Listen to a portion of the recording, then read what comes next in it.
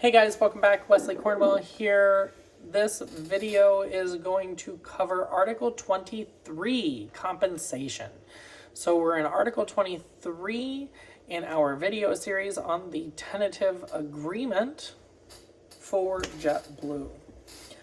We're going to tackle paragraphs A through LL kind of together as opposed to going line by line by line. Okay. Overall, I consider the compensation section a loss. That's no surprise. Everybody's been talking about it, right? I mean, there's certain things that are just no change. And so if I don't talk about it, it's considered neutral. Okay. So let's start. Let's just kind of jump in. Premium pay under the contract is going to start at 77 instead of 70.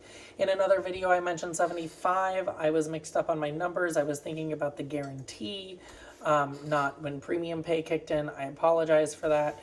I'm also going to be issuing a video at the end of this series that will include any corrections for any of the videos that I've done. I appreciate the person that commented on the video and was like, hey, that's the guarantee, not premium pay start. That being said, it's a loss of 7 hours, but not really, because we're only paid 0.5 more for those 7 hours. And so really it's a loss of 3.5 hours of pay. Still a big loss. I'm not negating it. Still a big loss. But it's a loss of 3.5, not 7, for those of you doing the math. Under this contract, we would not receive a pay raise other than your annual increase, your longevity increase, right? You would not see a cost of living raise for 4 years because we haven't seen one in 2 years because we brought the union in the same year that we were supposed to be going through IFCAT. For those of you that are new, IFCAT is in-flight compensation team.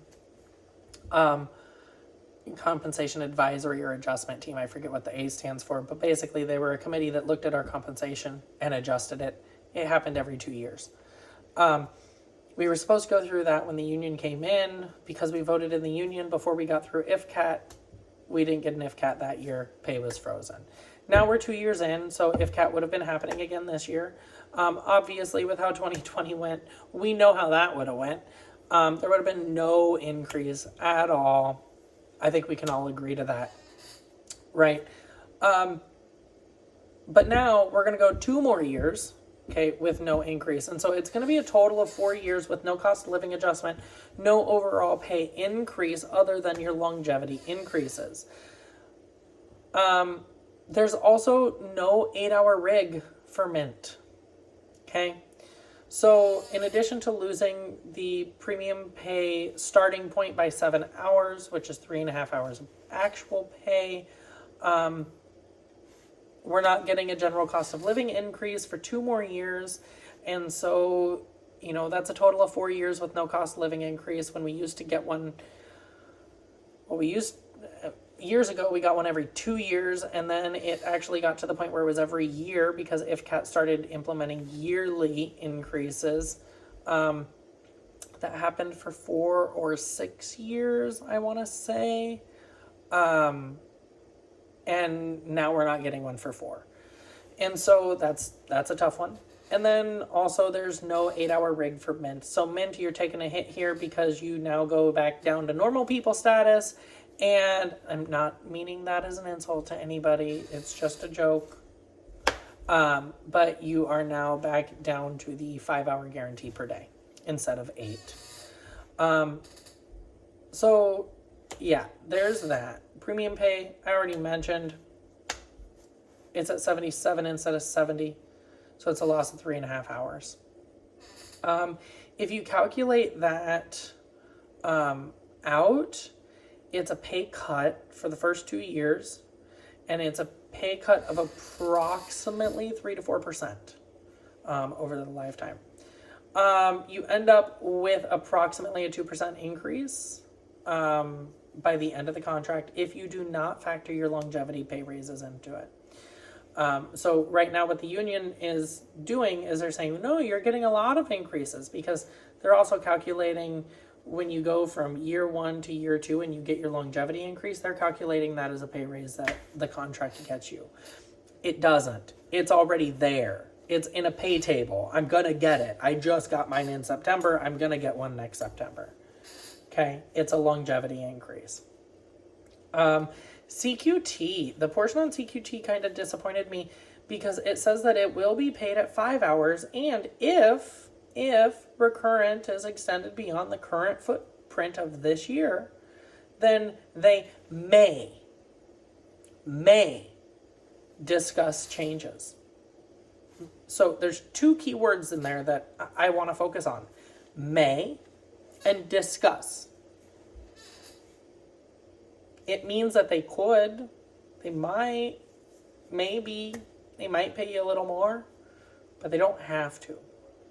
And so it says it's going to be paid at 5 hours. It's currently paid between 9 and 12, depending on how it's set up.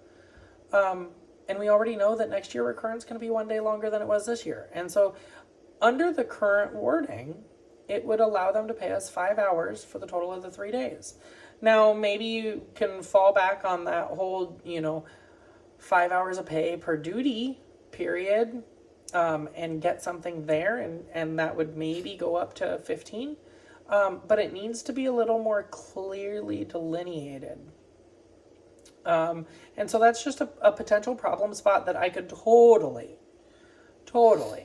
see a lawsuit coming out of. And it would actually be interesting to follow because it's going to hinge on the interpretation of may and discuss, and whether or not CQT qualifies as one long period or 2 or 3 independent duty periods according to the contract language. And so that's going to be very interesting. Okay. It's just one of those problem spots that I saw and I was like, ooh, that could be an issue. All right. The last portion of the loss that we're going to talk about is E18 pay. E18 pay now starts at 18 hours instead of 16 hours. And so you lose 2 hours there. E18 does not happen all the time. When it does happen, it's very frustrating. I think we've all been there. We can all say that. But the way that it's worded in the current ISM is E18 pay starts at 16 hours, actually, according to how they worded it. Again, it's arguable in both directions. And under this, it is very clear that it starts at 18 hours, not 16. And so now we're going to talk about some of the gains under the compensation, because the compensation section is not all a loss, but there are some considerable losses that need to be considered. Straight pay. No raise for the first 2 years, okay? But you'll get approximately a 1.4% average pay increase. It just doesn't start until the 2 years from now. So that means that about every year you'll end up with 1.4%. And so it's a total of approximately 6.5% over the lifetime of the contract if you add all that up. I calculated it a few different ways. But yeah, it's an average of 1.4% every year, but it doesn't start until 2 years from now. OBL pay, back to you Mint people. The F1 will now get $6 an hour more instead of $4 an hour, and the F2 will now get $4 an hour more instead of nothing. So that's a gain for Mint for sure, right? You're getting anywhere from 2 to 4 hours of pay. 2 to $4 an hour for pay. E14 pay is a gain here because you can now be paid if you work more than 14 hours if you were able to qualify for E14. And it's an additional 1 times your base for premium. So that's really nice. Really nice. Reschedule pay, it's an increase of 1/10 of your base rate for premium and 0.15 for straight pay. If you're rescheduled, I believe that's if it applies to outside the footprint of your pairing or something like that. But it's an additional way to get paid.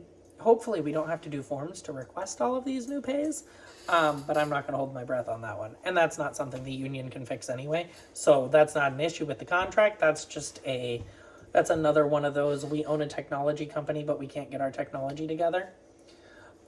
Premium pay is, or premium pairings is an additional 0.5 pay.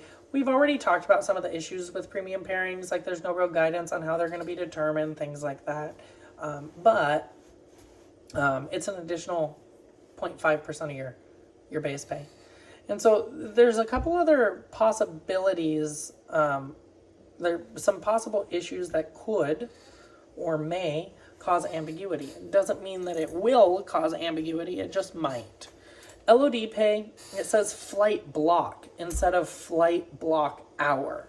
And the reason I bring that up is because everywhere else it says flight block hour, not flight block. A flight block is a flight, right? We refer to that commonly as block.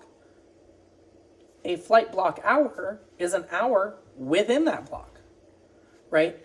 And so though that's something that could very easily end up in a lawsuit, because there's a couple things here. And when you look at lawsuits and you're suing over contract interpretation, there's things that are called a term of art that are specific to an industry or an area, things like that, right? So when I say something gave rise to a claim, that's a term of art in the legal world. Block in, block out. That's a term of art in the aviation world. We all know what we're talking about when we say block in, block out. Well, flight block is also a term of art, because if I say, oh yeah, it's blocked at, that flight is blocked at 3 hours, everyone knows what I'm talking about here. I'm working a 3-hour flight. If it's in the winter, that just means I'm flying from JFK to Boston. Let's be real. But that means something to us. And if I say flight block hour, that also means something. That means per hour within the flight block. And so when they say that LOD pay is for a flight block instead of flight block hour, that missing hour word on there can change the meaning of this drastically if, and I would say when, it goes to court. It can have some pretty bad consequences. And now I'm going to throw this out. I'm totally aware that on one of the calls, someone said, oh no, it means flight block hour. That's really nice, and I appreciate you saying that. But the reality is, if it's not in the contract, it doesn't exist. And so you saying that is great, and I get that that's where the intent was. But if this contract isn't amended to add hour after flight block, then it causes ambiguity and it can severely hurt some people's paychecks. So I think that's something that definitely needs to be looked at and really buttoned up. And that concludes Article 23, compensation. If I missed something, please let me know. I'm not, like I said, I'm not intricately familiar with every single program, so I did my best in areas that I wasn't familiar with it to try to compare it with what we currently have, with what I could find that was right there in the ISM or the IBBS. It's very possible I may have missed something. If I did, please just let me know, comment. Again, trying to do this quickly and accurately, so it's very possible I missed something, but that's what I took out of the contract when I read through this article. Don't forget to visit our new company's website, www.evaloncare.com, evaloncare.com. I look forward to talking about a lot more of this with you guys. Thanks for following along with the video series. Don't forget to like and subscribe, and I will see you in the next video.